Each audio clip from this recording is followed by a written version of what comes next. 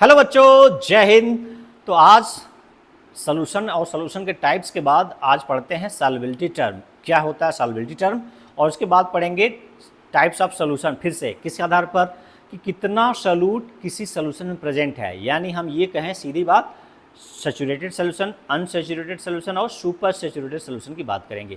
तो पहले पढ़ेंगे सॉल्युबिलिटी टर्म क्या है। तो क्या आप समझते हैं सॉल्युबिलिटी से? तो सॉल्युबिलिटी का मतलब मैं एग्जाम्पल से समझा रहा हूँ, फिर डिफिनीशन बाद में दूंगा।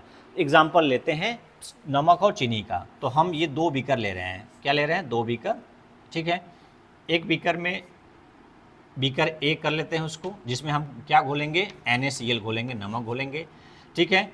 और टेम्परेचर इसका कितना रहेगा? 20 डिग्री सेल्सियस रहेगा। चाहे आप मेंटेन रखिए या जाड़े में इसको एक्सपेरिमेंट कर रहे हैं, मान लीजिए आपका लैब बहुत विशेष नहीं, ऐसी नहीं है, तो आप मेंटेन करना मुश्किल है, तो आप जाड़े में घोल रहे हैं 20 डिग्री सेल्सियस पर। गर्मी में घोलेंगे तो गर्मी में तो सुबह में क्या होता है? 35 होता है और दोपहर में 40 हो जाता है, तो फ्लक्चुएट करता रहता है।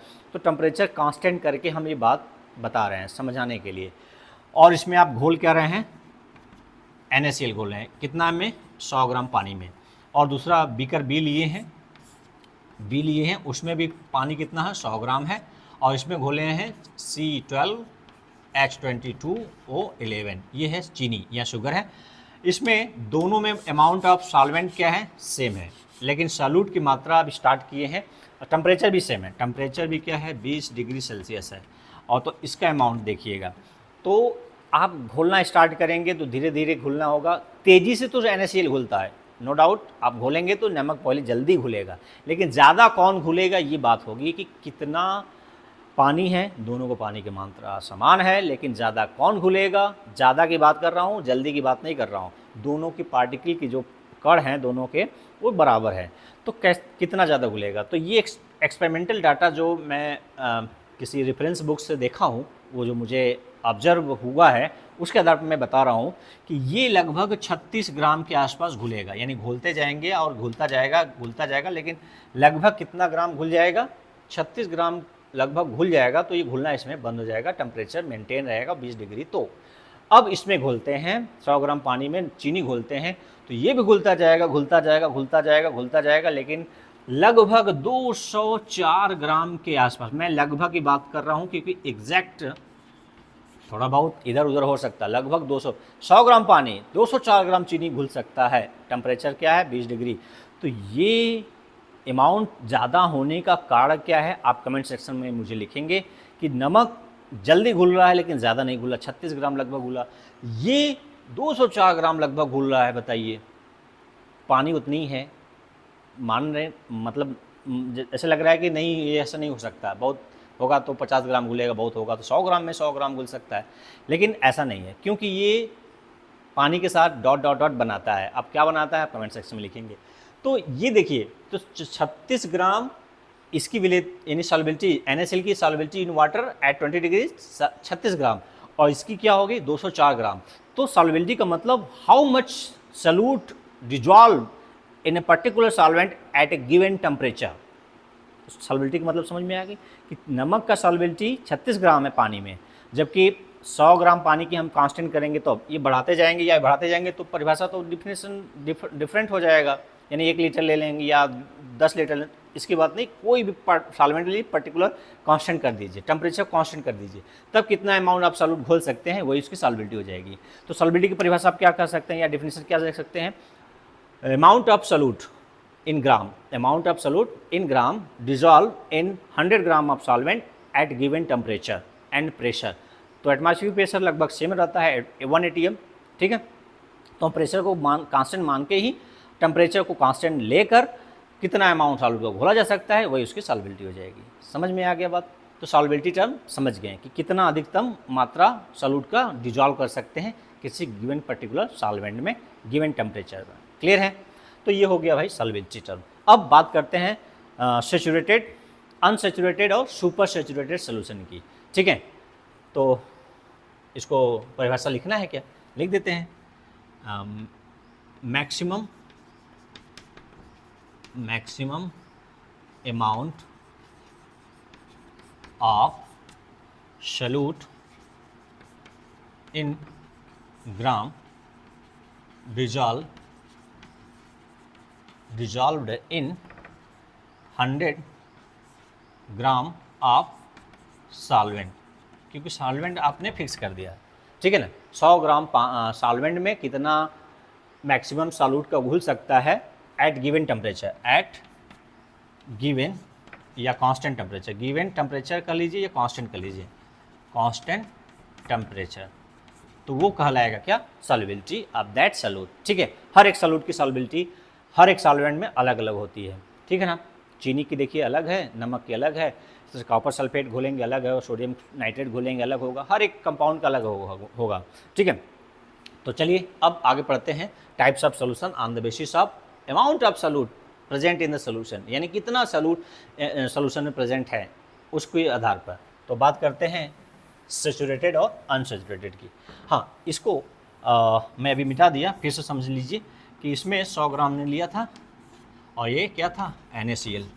तो अब बता रहा हूँ मैं सैचुरेटेड सोल्यूशन, सैचुरेटेड सोल्यूशन क्या होता है।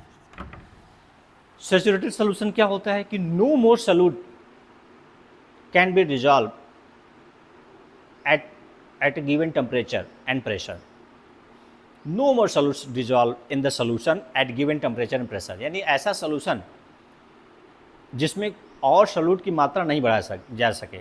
जैसे अभी मैंने कहा कि ये NaCl घोल रहे हैं तो 20 डिग्री सेल्सियस पर कितना घुल गया था, लगभग 36 ग्राम। क्या इसके बाद आप घोल सकते हैं 36 ग्राम के बाद उसमें? नहीं घुलेगा ना। क्यों नहीं घुलेगा? तो आप सोचते हैं कि उसमें जो जगह होता है, स्पेस होता है, वो भर गया इसलिए नहीं घुलेगा। तो देखिए स्पेस, जो इंटरमॉलिक्यूलर स्पेस, तो वो बात ठीक है, उसके साथ साथ यहाँ तो स्पेस उतना ही था ना, क्यों ज़्यादा घुल गया? तो इंटरमॉलिक्यूलर स्पेस दोनों बराबर था। तो चीनी के पार्टिकल बड़े थे क्या या छोटे थे? बहुत सारा कारण हो सकता है। इंटरमॉलिक्यूलर स्पेस के साथ साथ इंट्रैक्शन होता है सॉल्यूट सॉल्वेंट के बीच। तो जो सॉल्यूट और सॉल्वेंट के बीच इंट्रैक्शन था, इसमें क्या था? मैंने कहा डॉट डॉट डॉट, यानी मैं बता ही देता हूँ हाइड्रोजन बॉन्ड के कारण, एक्सेस हाइड्रोजन बॉन्ड का इसमें चीनी ज़्यादा घुला था। तो मैं अभी सैचुरेटेड की बात कर रहा हूँ। तो इस इतने कंडीशन के बाद, यानी 36 ग्राम के बाद इसमें घुलना बंद हो गया, तो यही सोल्यूशन कहलाएगा saturated. No more solute can be dissolve at given temperature and pressure. ऐसा सोल्यूशन, ये सोल्यूशन बन चुका है, the solution in which no more solute can be dissolve, यानी अब इसके बाद 36 ग्राम के बाद अब नहीं घोल सकते, तो ये सोल्यूशन कहलाएगा सैचुरेटेड सोल्यूशन। अच्छा, 20,000 ग्राम घोले थे इसके पहले, जब मान लीजिए 36 ग्राम तो अधिकतम है, जब 20 ग्राम घुला हुआ सोल्यूशन रहेगा इस 100 ग्राम में या 25 ग्राम, तो वो क्या कहलाएगा? अनसैचुरेटेड, कि उसमें और घुला जा सकता है उस टेम्परेचर पर। तो more solute can be dissolve at given temperature pressure known as unsaturated, और नो मोर सॉल्यूट मतलब नहीं घुला जा सकता, सैचुरेटेड। दो बार समझ में आई ना? तो जब मोर सॉल्यूट, नो मोर, यहाँ पर लिख दीजिए नो मोर सॉल्यूट, क्या नहीं घोल सकते हैं, सॉल्यूट नहीं घोल सकते। No more solute can be dissolve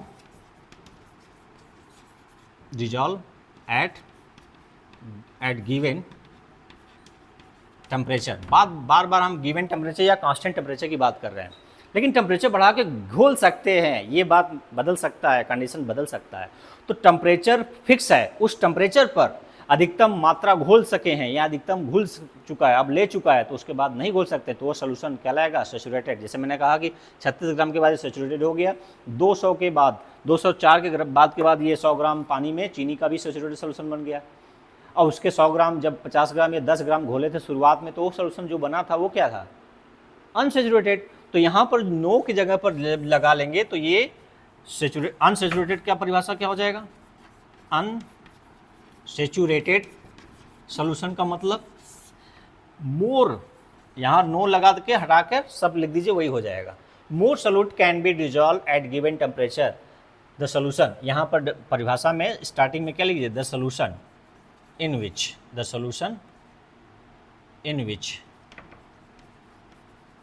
यहाँ शब्द अपने से जोड़ लीजिएगा, the solution in which no more solute can be dissolve. यहाँ पर लिखेंगे the solution in which more solute can be dissolve, ठीक है, more solute can be dissolve, आप घोल सकते हैं एट गिवन टेम्परेचर या कांस्टेंट टेम्परेचर पर, तो वह सोल्यूशन कहलाएगा अनसेचुरेटेड। बात समझ में आ गई।